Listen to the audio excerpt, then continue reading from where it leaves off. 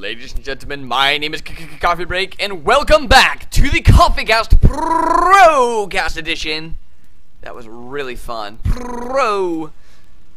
Where I am bringing you game number 4 between Empire Cots, who is spawning on the top right side here on Cloud Kingdom, spawning in that 1 o'clock position. He's our green Terran player, who is currently up 2-1 over his opponent, who is going to be MarineKing, spawning on the lower left-hand side as our blue Protoss player in that 7 o'clock position. MarineKing did win that first game, but now all momentum, all sense of momentum has shifted over to Empire Costs.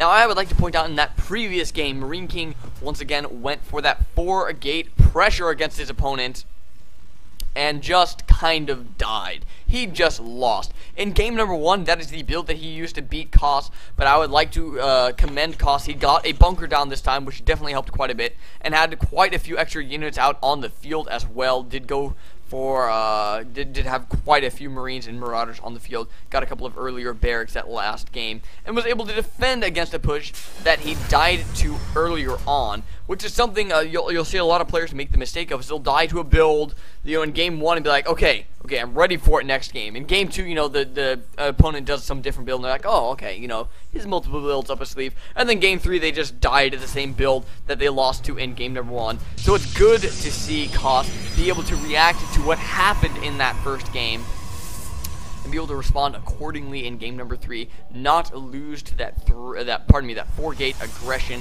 once again. Now their player going to be going for a super fast expansion this time. Going to be playing a little bit more standard this game. MarineKing kind of on the back foot. Probably wants to play a little bit safer, a little bit defensively, just to make sure that he doesn't die to really any early game shenanigans, any early game pressure. One thing I would like to point out, these games have actually been fairly short. Game number 2, the one with the Dark Templar, actually was a little bit longer. That one was 15 minutes. But I'm so used to casting games that are like 20 or 30 minutes apiece. You know, it's a huge time commitment to sit down and even, you know, cast one game. So it's kind of refreshing to see these quick, fast-paced games and actually be able to just sit down and, you know, enjoy casting a game and be like, okay, well, you know, 10 minutes, that was nice, that was easy. I don't know how long this game is. No clue how long this game is, and don't know if it is the last game of the series or not. Actually, never mind. No, yeah, I do. I do know whether or not it is the last game of the series, but I'm not going to tell you guys because that would take all the fun out of having it be a best of 5 series, because you guys don't know if we're going to a game 5 or not. Bam! Going to go ahead and drop those 2 additional refineries there. That's just going to allow him to start getting his tech up. And I would expect to see a tech lab first, just to get that stim pack out on the field, as that is so imperative for holding off, well, for holding off things like 4 gates. 4 gates. I'm actually a little disappointed to see this coming out of MarineKing. In game number 2, he did pull out a different build, but even that one was kind of a cheesy build. It was Dark Templar, trying to do a little bit of Dark Templar harassment. And in this case, I mean, it looks like he's almost kind of just I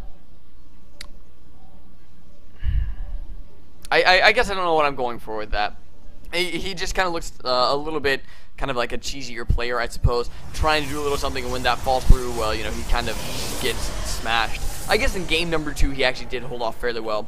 And the difference with this game as opposed to his other 4 gates is this is a legitimate 4-gate. This is getting that warp gate, mind you, finished at 5:35. That is the fastest warp gate you can possibly, well, not possibly get. You can get legitimately. I mean, technically, I can't remember. I was listening to Day 9 one time, and apparently you can like make a gateway on like 8 or 9 or something. Get cyber on 12 or 13. And that's the fastest possible warp gate. But then you have absolutely no economy to go ahead and do a 4-gate. So this is the fastest 4-gate, I should say, rather than warp gate, and that's just me filling time until this big attack comes up. Does have this bunker ready. The Marauder is in the bunker. Stim not yet completed. Actually going for concussive shells first. He Here comes the attack by MarineKing. No force fields to force field off this bunker, so the SCVs are going to be able to get right up on top of that to mass repair it. Bunker lasting quite a while, does manage to pick off 2 zealots, maybe even a 3rd one. The DPS is falling very, very quickly now for MarineKing, with those 2 zealots being dead, and that 1 stalker even falling as well. Empire Cost holding this beautifully at this point in time. Keep in mind, 27 to 20 harvesters right now in favor of our Terran player. So if MarineKing cannot win this, it's going to be game over. Empire Cost even giving the little sad face there. Not too happy that this 4-gate is on the field right now. And I think at this point he actually even feels fairly confident with how this is going. That is quite a few zealots. I'm kind of surprised to not have another. Ooh, taking a couple of shots there on that stalker. You're going to want all the HP he can possibly get. To make sure those zealots are engaging in the front. Sees all of those units there. He's really scared to push up. I would really like to see another bunker go down actually for Empire Cost. It looks like we're going to be having a pylon warping in here, so that units will be able to get warped in right in front. There are a few extra zealots coming down. A Manor Mule even being dropped behind this attack. And there we go. Oh, it's going to be kind of a close for this thing for this bunker. However, the zealots not being able to get the surround there, as there were just too many SCVs. Now finally target firing the SCVs, but the damage has been done. The haha GG coming out of MarineKing, and that means our winner in this best of 5 series is going to be Empire Cost, our European Terran player, who is able to beat a 4-gate attack. A 4-gate pressure and then a 4-gate rush twice. MarineKing just not really having any extra builds up his sleeve, I suppose. Did have that somewhat cheesiest Dark Templar play into that Charge Lot Archon, but Kost's mid game is just so powerful. In fact, I'd say Kost is best known for his mid game.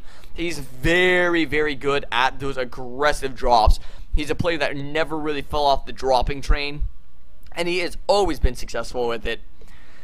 And we can see his early game there, not too bad either, holding off against that 4-gate perfectly. That bunker didn't even die. I mean, it got ridiculously close sometimes, but it was always alive and kicking. Ladies and gentlemen, thank you so much for joining me here on the CoffeeCast. It's good to be back and casting again. It's good to have some time and internet to do so. Very, very exciting for me, and I'm glad that you guys are here to enjoy these moments with me. I just peaked over 13K viewers, which is a huge milestone for me. I mean, last I checked when I stopped casting earlier due to college and work and all sorts of other stuff, I was just below 8,000, and then suddenly I come back and, you know, bam, I'm all the way up there. So thank you very much for your viewership. If you could click that subscribe button, that would be awesome. It lets me know that I'm doing things well, and I really appreciate it. If you have any constructive criticism or just comments on the game, please do leave a comment, and I will get back to you. I actually love getting comments on my YouTube channel here on these videos. It makes me feel all warm and fuzzy and happy inside. So, if you have a moment, please take the time to leave a comment and subscribe. This was a great series. I love PvT. It's actually my favorite matchup. And until next time, folks, this is Coffee Break, signing out.